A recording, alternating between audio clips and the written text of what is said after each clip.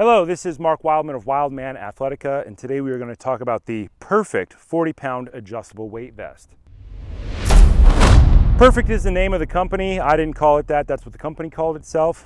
We are reviewing a couple of commonly available weight vests for body weight training programs. Body weight training usually falls into two categories.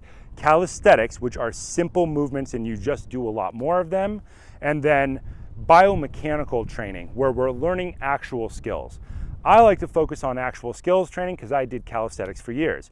In order to become an advanced athlete, you have to work on improving movement patterns. Push-ups and pull-ups are great all day, but eventually you have to learn to get up off the ground quickly and transition to other types of athletic movements. We started with this CAP 20-pound adjustable weight vest that I picked up at Wally World. Excellent. Seems like a good idea for 50 bucks. Is it going to last 20 years? Probably not. Will it last 2 years? Most likely. This will probably not last 10 or 20 years. I do have a weight vest that has lasted 20 years from Ironwear in a very similar design. This feels like a knockoff of a 90s Ironwear design. People saw this video and they asked about this SPRI vest because their local store didn't have this one in stock. SPRI vest, not recommended. Do not buy it, not good. $50, $45. You're gonna get use out of this. This is general trash. Then people asked about this perfect vest, which was available at their local Wally World. It is more expensive. This was $110, $50, $45, $110. This is a 40-pound vest. 20 pounds, 20 pounds, 40 pounds. So let's open up this vest, and just from the design, it looks like the cap vest, which looks like an Ironwear vest from the 90s. It's a clamshell. You'll put it on over your head and you'll close it up with a cummerbund. Let's open this box up. This one's not even sealed, I don't think. No, okay. Inside this bag, it says perfect weight vest. Bag containing the vest itself, not too bad. And just like the CAP weight vest earlier, it has two boxes, which will most likely contain 20 pounds each. It will use the same system as the cap vest. Anything else in here? 20-pound vest, 40-pound vest. 1.25 pound weights, approximate. It's a 2-channel weight, so they put a seam in the center. Let's use our Black Scout Survival folding knife to open this box up. Pretty simple. One big piece of packing tape. And they look very, very similar, just slightly bigger than the cap plates. You can feel that there's 2 cylinders of sand in there inside the same bag. That's good. The sand is in one side. On the other side, that means that if one breaks, the other one stays constant, and then that feels like it's inside another bag. Once again, only 1 stitch at the top. Not a great thing. I think 2 stitches would be better. 3 stitches would be way better. But because they're going to be contained inside of the vest and that edge isn't going to be rubbing on anything, probably not going to be a problem. 1, 2, 3, 4, 5, 6, 7, 8, 9, 10, 11, 12, 13, 14, 15, 16. 16 times 2 boxes is 32 small weights. Let's open up this vest. Better Velcro than the other ones, but only 1 Velcro stitch. That could be better.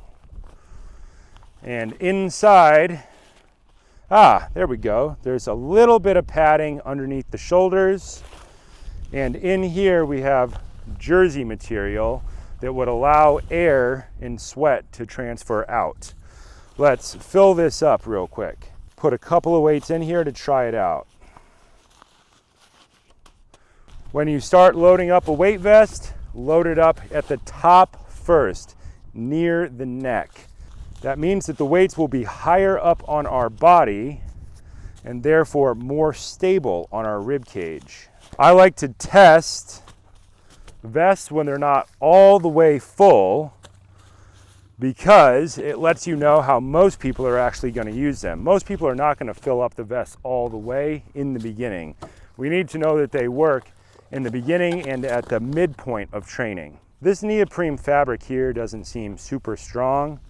Probably going to go through that pretty quickly. With weight vests like this, oftentimes the weight inserts will last for years and the vests themselves go bad over time. I did have a weight vest like this that lasted 20 years from Ironwear. I don't think this one's anywhere near that level of quality with these single stitches. and with this right here. This box stitch is supposed to reinforce this edge, but I don't know if that's actually going to reinforce it or not. This cummerbund is also like this SPRI. It's only really on here with one small series of stitches. Although the stitching does look better, it would be better if this cummerbund extended all the way through so that it wrapped all the way around.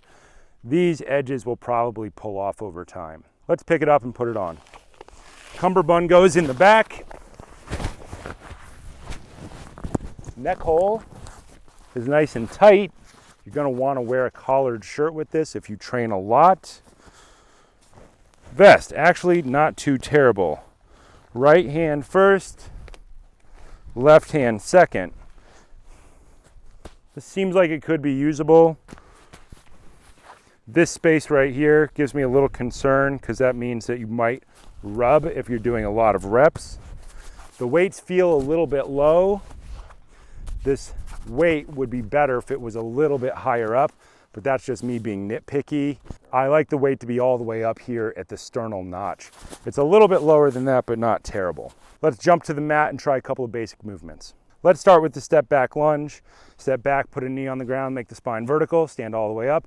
Every vest should work for this because there's not a lot of shifting or rotation or inversion. Let's try a quick get down, see if the vest rolls with us.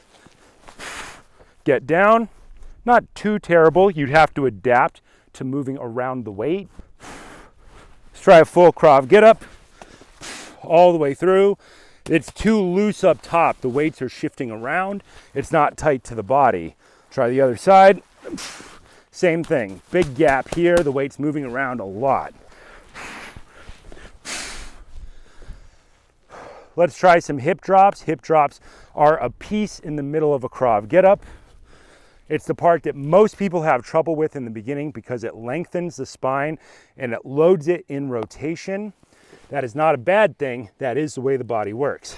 Let's do the one-handed on the ground because it tends to bounce weights around the most. Yeah, there's way too much space up top here. Let's try the sit-through leg.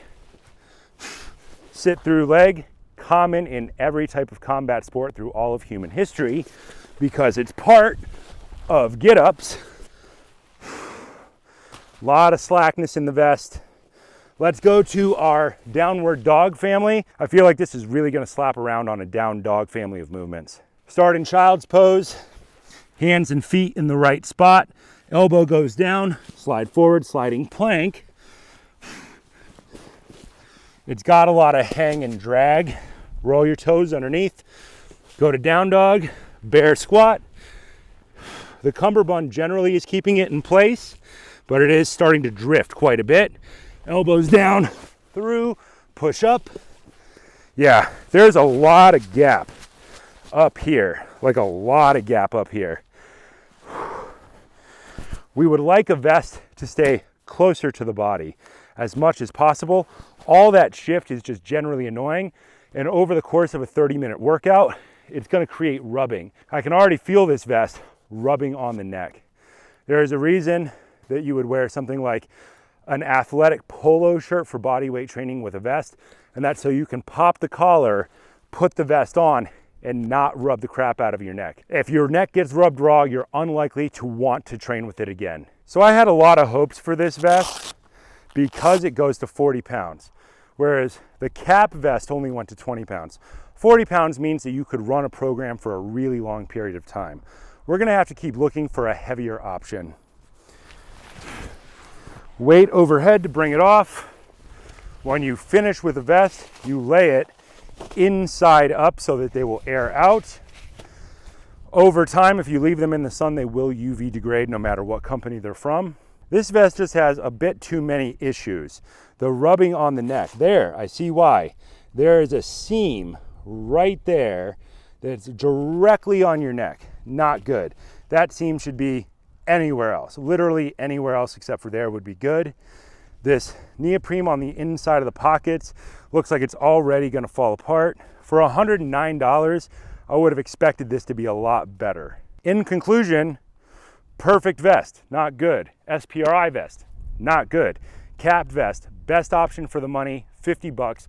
Allows you to run all of your body weight programs over again 5 pounds, 10 pounds, 12 pounds, 14 pounds, 20 pounds. The more you repeat a skills-based program, the better you will get at those movements.